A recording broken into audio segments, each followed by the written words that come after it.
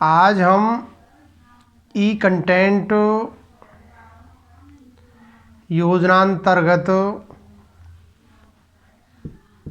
BA प्रथम वर्ष विषय ऐच्छिक विषय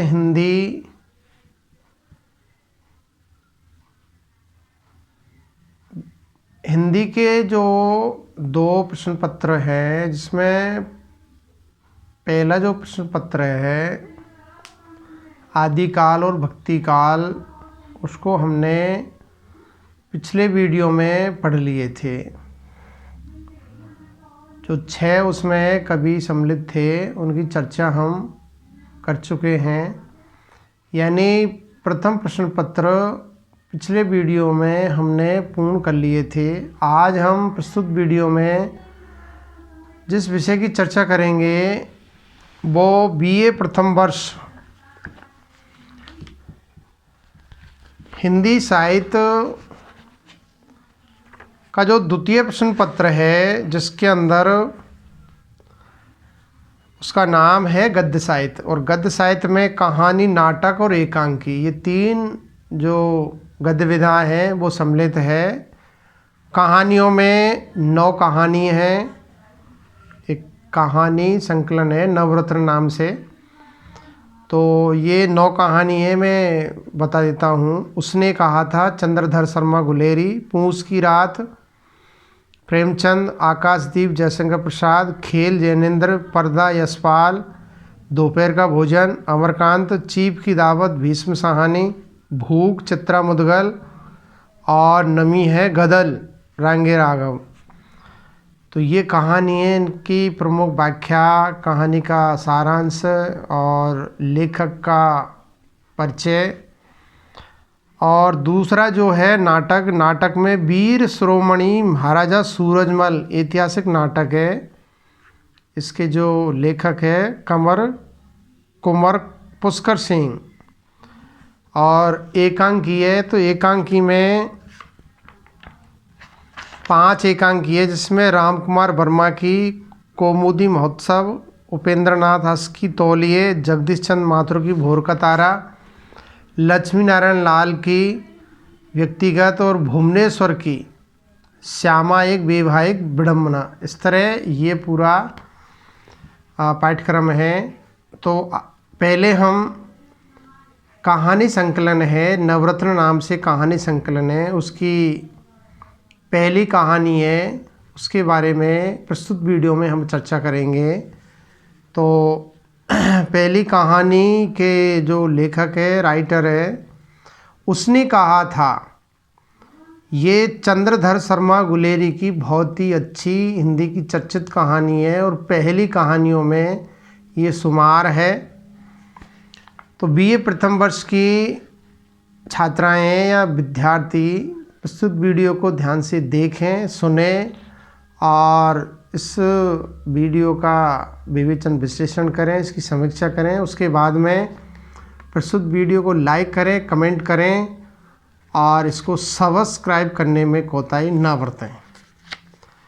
तो पहले हम प्रस्तुत कहानी का जो लेखक है चंद्रधर शर्मा गुलेरी, उसका जीवन परिचय संक्षिप्त में उसकी जानकारी देते हैं। फिर उसके बाद में कहानी का सारांश या सार, और फिर इस कहानी की जो महत्वपूर्ण जो गद्यांश है उनकी हम सप्रसंग व्याख्याएं करेंगे।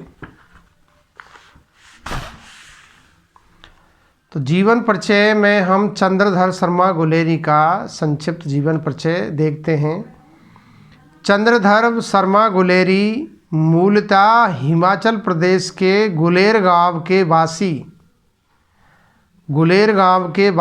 ज्योतिर्विद महोपाध्याय पंडित शिवराम शास्त्री राज सम्मान पाकर जयपुर राजस्थान में बस गए थे। शिवराम शास्त्री के ये पुत्र थे कौन? चंद्रधर शर्मा गुलेरी। और उनकी तीसरी पत्नी लक्ष्मी देवी ने सन 1883 ईस्वी में चंद्रधर शर्मा को जन्म दिया। यानी लक्ष्मी देवी और शिवराम शास्त्री, पंडित शिवराम शास्त्री की ये संतान थे, पुत्र थे। घर में बालक को संस्कृत भाषा, वेद पुराण आदि के अध्ययन, पूजा पाठ, संध्या वंदन तथा धार्मिक कर्मकांड का वातावरण मिला और मेधावी चंद्रधर ने इन सभी संस्कारों और विधाओं को आत्मसात किया। आगे चलकर उन्होंने अंग्रेजी शिक्षा भी प्राप्त की और प्रथम श्रेणी में उत्तीर्ण भी हुए। प्रयाग विश्वविद्यालय से बीए और कलकत्ता विश्वविद्यालय से एमए प्रथम श्रेणी में करने के बाद चाहते हुए भी वे आगे की पढ़ाई परिस्थितिवश न रख पाए। हालांकि उनके स्वाध्याय और लेखन का क्रम अबाध रूप से चलता रहा। 20 वर्ष की उम्र के पहले ही, यानी 20 वर्ष की उम्र के पहले ही उन्हें जयपुर की वेधशाला के जीर्णोद्धार तथा उससे संबंधित शोध कार्य के लिए गठित मंडलों में चुन लिया गया और कैप्टन गैरेट के साथ मिलकर उन्होंने the Jaipur observatory and it's builders शीर्षक से अंग्रेजी ग्रंथ की रचना की थी। अध्ययन काल में ही उन्होंने सन 1900 में जयपुर में नागरी मंच की स्थापना में योगदान दिया और सन 2002 से मासिक पत्र समालोचक के संपादन का भार भी संभाला। प्रसंगवश कुछ वर्ष काशी की नागरी प्रचारणी सभा के संपादक मंडल में भी उन्हें सम्मिलित किया गया। काशी नागरी प्रचारणी सभा है जिसने हिंदी प्रचार प्रसार का कार्य किया था। आगे उन्होंने देवी प्रसाद ऐतिहासिक पुस्तकमाला और सूर्य कुमारी पुस्तकमाला का संपादन किया और नागरी प्रचारणी सभा के सभापति भी रहे थे। जयपुर के राज पंडित के कुल में जन्म लेने वाले गुलेरी जी का राजवंशों से घनिष्ठ संबंध रहा। राजा महाराजाओं से इनके अच्छे ताल्लुकात थे। वे पहले खेतरी नरेश जयसिंह के और फिर जयपुर राज्य के सामंत पुत्रों के अजमेर के मेयो कॉलेज में अध्ययन के दौरान उनके अभिभावक रहे। सन 1916 में उन्होंने मेयो कॉलेज में ही संस्कृत विभाग के अध्यक्ष का पद संभाला, हेड ऑफ डिपार्टमेंट बन गए थे। सन 1920 में पंडित मदन मोहन मालवीय के आग्रह के कारण उन्होंने बनारस आकर काशी हिंदू विश्वविद्यालय के प्राच्य विद्या विभाग के प्राचार्य और फिर 1922 में प्राचीन इतिहास और धर्म से संबद्ध मनीन्द्र चंद्र नंदी पीठ के प्रोफेसर का कार्यभार भी ग्रहण किया।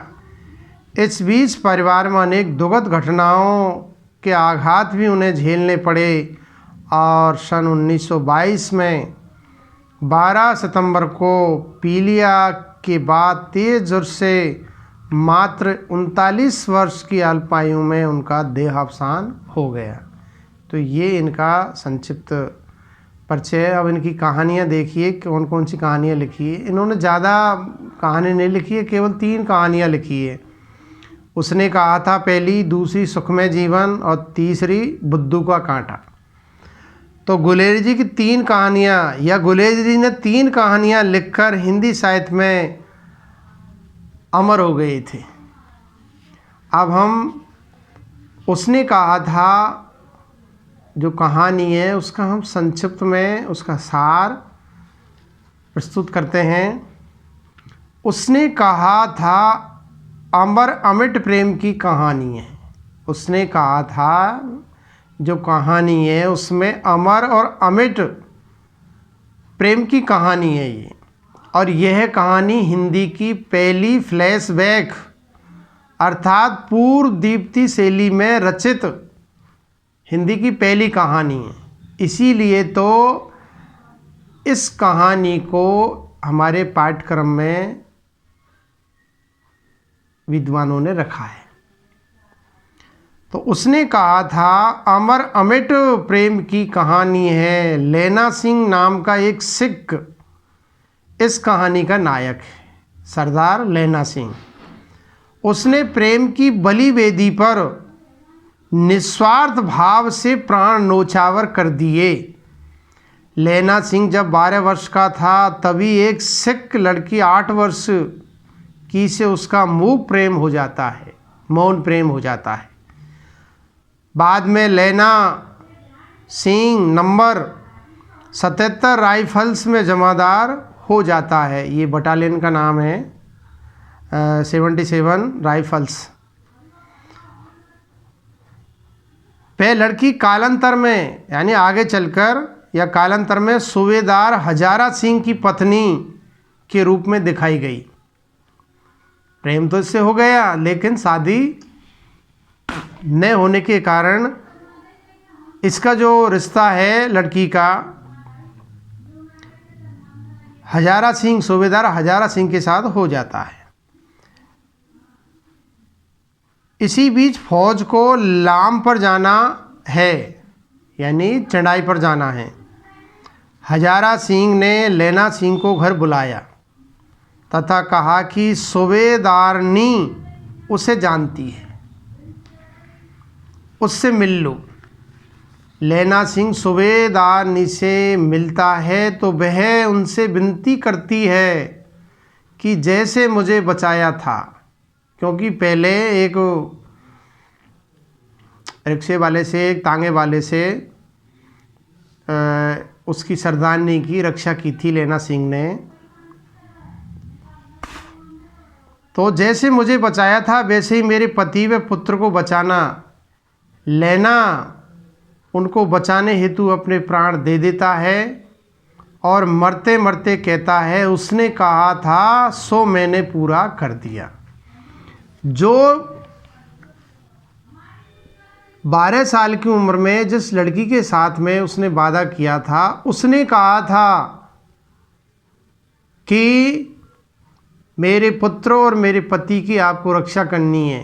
तो ऐसा कृत्य करते करते, ऐसा शुभ कार्य करते करते वो क्या है, उस सेना में, उस लड़ाई में जर्मन जो वो थी सेना, उसके साथ में वो लड़ते लड़ते उसने 70 के लगभग क्या है जर्मनियों को मार दिया था और वीरगति को प्राप्त हो गया था। और अंतिम समय में उसने कहा था कि मैंने जो वादा किया था, अर्थात सरदारनी ने जो कहा था उस कार्य को मैंने पूरा कर दिया था। और अंत में वो दम तोड़ देता है। अब व्याख्या की दृष्टि से प्रस्तुत तो जो कहानी है उसमें 6-7 मार्मिक अंश है। व्याख्या की दृष्टि से ये श्रेष्ठ है, तो हम उनको बारी बारी से उनकी 100% व्याख्याएँ करेंगे। तो पहला,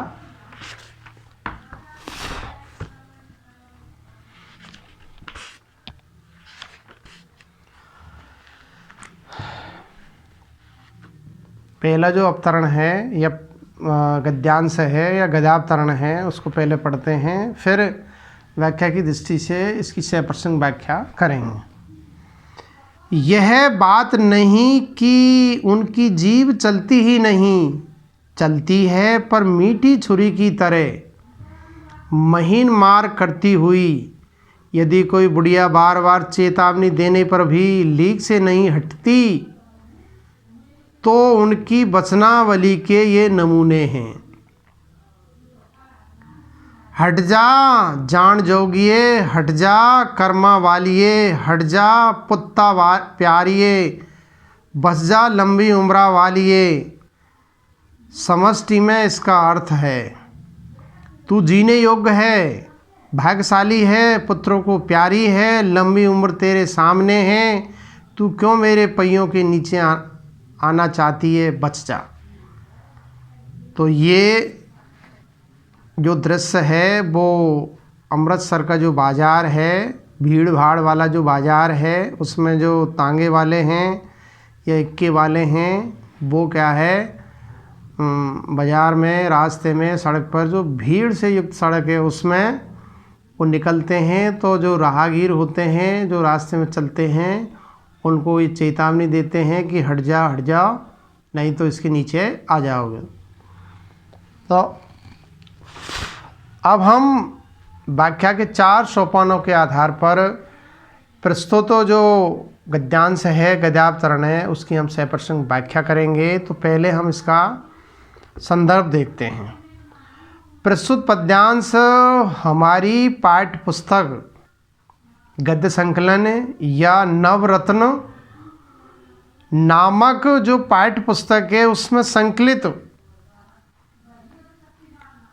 चंद्रधर शर्मा गुलेरी द्वारा विरचित या लिखित कहानी उसने कहा था से उद्धृत है। और ये जो कहानी है, जो पहली कहानी है, जो पूर्व दीप्ति शैली में लिखी गई है, फ्लैशबैक शैली में लिखी गई है और चर्चित कहानी है, प्रमुख कहानी है। इसमें एक पात्र है लेना सिंह, उसकी वीरता, उसका पराक्रम, उसका बहुत ही सुंदर चित्रण किया गया है। अब हम प्रस्तुत पद्यांश का प्रसंग देखते हैं।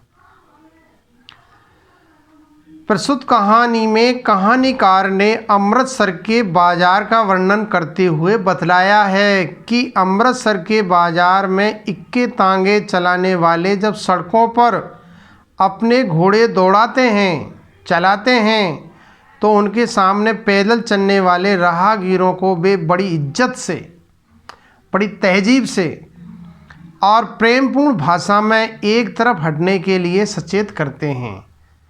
जैसे कहते हैं ना, हट जा जीर्ण जोगिए, हट जा कर्मा वालिए, हट जा पुत्ता प्यारिए, बच जा लंबी उम्रा बालिए। इस तरह के शब्दों के द्वारा उनको, राहगीरों को वो संबोधित करते हैं। तो उसका इसमें चित्रण किया गया है। अब हम इस जो गद्यांश है या गद्यावतरण है उसका हम इसका भावार्थ, इसका सरल अर्थ है वो देखते हैं।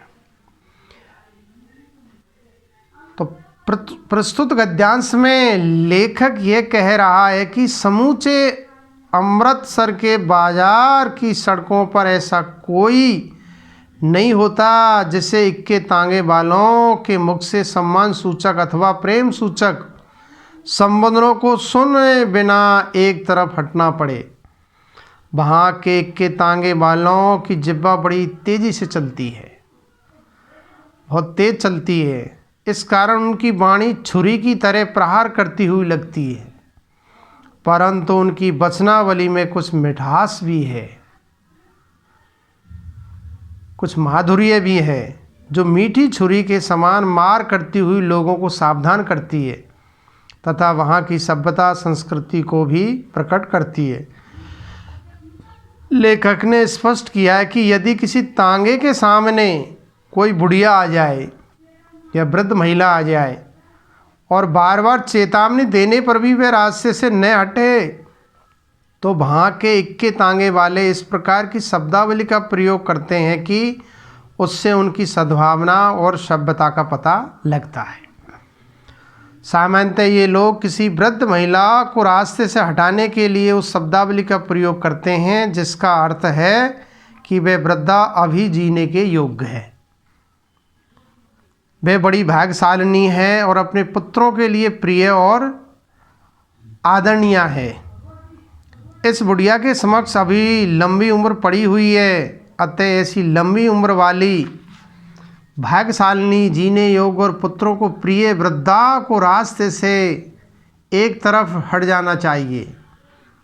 यदि वह ऐसा नहीं करेगी तो तांगे के पहियों के नीचे आ जाएगी और उसे बेमौत मरना होगा। इसलिए अमृतसर के तांगे वाले उन्हें दुर्घटना से बचने के लिए उक्त शब्द कहते हैं। अब हम प्रस्तुत गद्यांश का, गद्यावतरण का, इसका जो इसमें विशेष है, इस पर टिप्पणी है या इसका साहित्यिक सामाजिक विश्लेषण है वो देखते हैं। प्रस्तुत या उक्त गद्यांश में लेखक ने अमृतसर के बाजार में चलने वाले इक्के तांगे बालों की सभ्यता, संस्कृति, मधुर व्यवहार का बहुत ही स्पष्ट चित्रण किया है। भाषा में पंजाबीपन का फोटो दिखलाई देता है और प्रस्तुत गद्यांश में अभिव्यक्ति को मार्ग बनाने के लिए मीठी छुरी की तरह मारना जैसे मुहावरों का लाक्षणिक प्रयोग हुआ है। और उक्त गद्यांश की भाषा शैली सहज, सरल, सुबोध और लेखक के भावों को और विचारों को व्यक्त करने में पूर्ण रूप से समर्थ और सशक्त है। अब हम दूसरी जो मार्मिक जो गद्यांश है, जो व्याख्या की दृष्टि से महत्वपूर्ण है, उसको पढ़ते हैं। राम राम ये भी कोई लड़ाई है, दिन रात खंदकों में बैठे हड्डियाँ अकड़ गई, लुधियाने से 10 गुना जाड़ा और मेहे तथा बर्फ ऊपर से पिंडलियों तक कीचड़ में धसे हुए, गनीमतें की कहीं दिखता नहीं। घंटों 2 घंटे में कान के पर्दे फाड़ने वाले धमाके के साथ सारी खंदक हिल जाती है और 100 गज धरती उछल जाती है। इस गैबी गोली से बचे तो कोई लड़े, नगरकोट का जलजला सुना था। यहाँ दिन में 25 जलजले होते हैं। जो कहीं खंदक से बाहर साफा या कोहनी निकल गई तो चटाक से गोली लगती है। न मालूम बेईमान मिट्टी में लेटे हुए या पत्तियों में छिपे रहते हैं। अब ये कुछ मार्मिक अंश है। अब हम इसकी व्याख्या के 4 सोपानों के आधार पर प्रस्तुत गद्यांश की गद्यावतरण की 6% व्याख्या करते हैं। तो नंबर 1, इसका हम पहले संदर्भ देखते हैं। प्रस्तुत गद्यांश हमारी पाठ्यपुस्तक नवरत्न या कहानी संकलन से या कहानी संकलन में संकलित कहानी उसने कहा था, जिसके लेखक है चंद्रधर शर्मा गुलेरी, इसके लेखक हैं। और उसने कहा था कहानी से ये अंश, ये गद्यांश अवतरित है, लिया गया है। अब हम इसका प्रसंग देखते हैं। प्रस्तुत कहानी में लड़ाई के मोर्चे पर सूबेदार हजारा सिंह और सिपाही लहना सिंह का वार्तालाप होता है। यह अवतरण लहना सिंह का कथन है।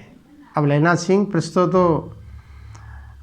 गद्यांश में क्या कहते हैं, तो व्याख्या का जो 3रा सोपान है, इसका सरल अर्थ भावार्थ उसमें हम देखते हैं। प्रस्तुत गद्यांश में लहना सिंह अपने साथियों से कहता है कि जर्मनी के मोर्चे पर इस तरह की लड़ाई बहुत कष्टदायी है। यहाँ रात दिन खाइयों में बैठे रहना पड़ता है। यहाँ सर्दी अत्यधिक है, बहुत ज़बरदस्त कड़ाके की सर्दी पड़ती है। इस कारण लगातार खंदकों में बैठे रहने से शरीर की हड्डियाँ अकड़ गई है। यहाँ लुधियाना से 10 गुना अधिक सर्दी पड़ती है। इतनी सर्दी के साथ ही कभी वर्षा होने लगती है और कभी बर्फ़ गिरने लग जाती है, जिससे खंदकों में डटे रहना कठिन हो जाता है, मुश्किल हो जाता है। वर्षा के कारण खंदकों की मिट्टी गीली हो जाती है। इससे हमारे पैर पिंडलियों तक कीचड़ में धंस जाते हैं और उसमें फंसे रहते हैं। आकाश साफ न होने से खंदक से बाहर कहीं कुछ नहीं दिखाई देता है। केवल घंटे 2 घंटे बाद कान को फाड़ने वाले बमों के धमाके अवश्य सुनाई देते हैं ज़ोर ज़ोर से, जिससे सारी खंदकें हिल जाती है और धरती 100 गज की दूरी तक उखड़कर उछल जाती है। इस तरह बम के धमाकों से वैसे ही धूल का गुबार फैलता रहता है। इधर शत्रुओं की ओर से छिप कर गोलियां चलती रहती है। इनसे पहले आत्मरक्षा करनी पड़ती है, तब जाकर शत्रुओं से लड़ा जा सकता है। यहाँ निरंतर भूकंप आता रहता है और दिन में 2500 बार धरती कांप उठती है। यहाँ तो नगर कोट के भूकंप से भी बड़े भूकंप आते हैं। अगर हम लोगों के शरीर का कोई अंग जरा भी खंदक से बाहर निकल जाता है तो तुरंत ही शत्रुओं की गोलियों की बौछार होने लगती है। न मालूम ये शत्रु मिट्टी में लेटे हुए हैं या पत्तियों आदि से अपने शरीर को छिपाकर हमारी तरफ घात लगाए बैठे हैं। तो ये इस गद्यांश का भावार्थ है। अब हम इस गद्यांश में क्या कुछ खास है, विशेष है या टिप्पणी है या साहित्यिक सामाजिक विश्लेषण है उसको देखते हैं। प्रस्तुत गद्यांश में युद्ध क्षेत्र की कठिनाइयों एवं कष्टों का मनोरम चित्रण किया गया है। सिपाही लैना सिंह की विवश मनोदशा को प्रस्तुत गद्यांश के अंदर चित्रित किया गया है, व्यक्त किया गया है और प्रस्तुत गद्यांश की भाषा सरल एवं मनोभावों व पात्र के अनुकूल है। अब हम जो तीसरा गद्यांश है उसको पहले पढ़ते हैं और फिर इसकी समीक्षा करते हैं व्याख्या के 4 सोपानों के आधार पर। 4 दिन तक पलक नहीं झपी, बिना फेरे घोड़ा बिगड़ता है और बिना लड़े सिपाही। मुझे तो संगीन चढ़ाकर मोर्चे का हुक्म मिल जाए, फिर 7 जर्मनों को अकेला मारकर न लौटूँ तो मुझे दरबार साहब की दहली पर मत्था टेकना नसीब न हो। पाजी खई के कलों के घोड़े संगीन देखते ही मुंह फाड़ देते हैं और पैर पकड़ने लगते हैं, यूँ अंधेरे में 30-30 मन का गोला फेंकते हैं। उस दिन धावा किया था, 4 मील तक एक जर्मन नहीं छोड़ा था। पीछे जनरल साहब ने हट आने का कमान दिया, नहीं तो मैं सबको लुढ़का देता। तो ये गद्यांश है। हम इसका व्याख्या के 4 सोपानों के आधार पर इसका विवेचन विश्लेषण करते हैं। तो नंबर 1 इसका संदर्भ देखते हैं। प्रस्तुत गद्यावतरण गद्यांश हमारी जो पाठ्य पुस्तक है या कहानी संकलन है नवरत्न। नवरत्न कहानी संकलन में संकलित कहानी उसने कहा था या नवरत्न कहानी में संकलित चंद्रधर शर्मा गुलेरी द्वारा लिखित या रचित कहानी उसने कहा था उससे उद्धृत है, अवतरित है, लिया गया है। अब हम इसका प्रसंग देखते हैं गद्यांश का। प्रस्तुत गद्यांश में जर्मनी के युद्ध क्षेत्र में सिख सेना के सिपाही 4 दिनों से खंदकों में बैठे हुए थे। कितने दिन से? 4 दिन से। उसी अवसर पर जमादार लैना सिंह ने सूबेदार हजारा सिंह तथा अन्य साथियों को लक्ष्य करके अपने को भाव व्यक्त किए।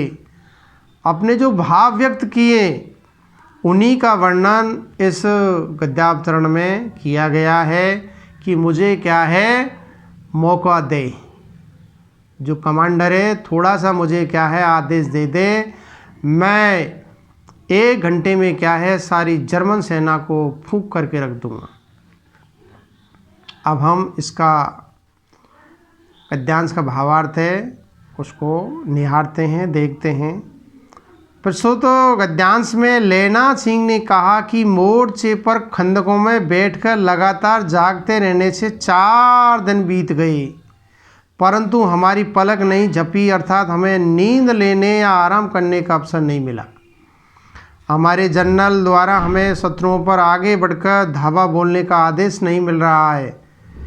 एक कहावत है कि घोड़े पर सवार होकर जब उसे नियमित न घुमाते रहो तब वह बिगड़ जाता है, अपनी चाल भूल जाता है। इसी प्रकार मोर्चे पर बैठे सिपाही को आक्रमण करने का आदेश नहीं मिले तो वह बिगड़ जाता है। लैना सिंह इसी बात पर कहता है कि यदि मुझे संगीन चढ़ाकर आक्रमण करने का आदेश मिल जाए तो मैं अकेला 7 जर्मनों को मार कर लौट आऊँ। अगर मैं ऐसा न कर सकूँ तो दरबार साहब सिखों के गुरु ग्रंथ साहब के मंदिर में सिर झुकाने या मत्था टेकने का मुझे अवसर नहीं मिले, अर्थात यहीं युद्ध क्षेत्र में मारा जाऊं और स्वदेश नहीं लौट पाऊं। लेना सिंह कहने लगा कि ये दुष्ट जर्मन हमारे हाथों में बंदूकों को देखते ही रोने लगते हैं और हमारे पैर पकड़कर दया करने के लिए गिड़गिड़ाने लगते हैं। सामने आने पर तो ये अपनी कमज़ोरी दिखाते हैं, परंतु रात के अंधेरे में हमारी सेना पर 30-30 मन के गोले फेंकते हैं। पिछली बार हमने आगे बढ़कर धावा किया था, ये 4 मील तक भाग गए थे। उस दिन जनरल साहब ने पीछे लौट आने अर्थात मोर्चे से पीछे हट जाने का आदेश नहीं दिया होता तो हम इन जर्मनों को अच्छा सबक सिखाते। तो ये इस गद्यांश का भावार्थ है। अब हम इसका गद्यांश का साहित्यिक सामाजिक विश्लेषण देखते हैं। प्रस्तुत गद्यांश में युद्ध क्षेत्र में साहसी सैनिकों की दिनचर्या, अनुशासन एवं मनोभावों का सुंदर और जीवंत चित्रण किया गया है और उक्त गद्यांश की भाषा सरल, मुहावरेदार और शैली भावात्मक है। तो आज इतना ही, आगे हम अगले वीडियो में चर्चा करेंगे और ये वीडियो बनाने का सिलसिला जारी रहेगा और छात्राएं वीडियो को ध्यान से देखें, सुनें और इसका विवेचन विश्लेषण करें। आज इतना ही, धन्यवाद, नमस्कार।